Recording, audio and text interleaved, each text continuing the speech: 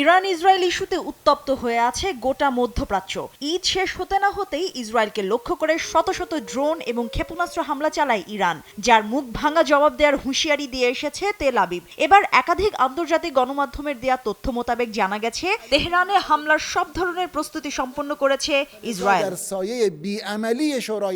যদিও ইসরায়েলকে এই বিষয়ে শান্ত থাকার পরামর্শ দিয়ে আসছে দেশটির পশ্চিমা মিত্ররা, তবে তা উপেক্ষা করে যাচ্ছে বেনিয়ামিন নেতানিয়াহু প্রশাসন এবং দেশটির সেনাবাহিনী। এদিকে মার্কিন গণমাধ্যমের তথ্য মোতাবেকও জানা গেছে ইরানে খুব শিগগিরই হামলা হতে পারে, তবে বন্ধু দেশ যুক্তরাষ্ট্রকে না জানিয়ে কোনো হামলা করা হবে না বলেও প্রতিশ্রুতি দিয়েছে ইসরায়েল।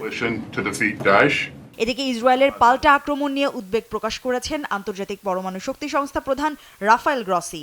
বলেন, ইরানের পারমাণবিক অবকাঠামোকে লক্ষ্য করে ইসরায়েল হামলা চালাতে পারে, আর এমনটা হলে তা হবে চরম বিপর্যয়কর। 13 এপ্রিল ইরানের ড্রোন এবং ক্ষেপণাস্ত্র হামলা একা ইরান করেছে বলে জানিয়েছেন দেশটির পররাষ্ট্র মন্ত্রণালয় মুখপাত্র, কোনো দেশের সঙ্গে আঁতাত করে নয়।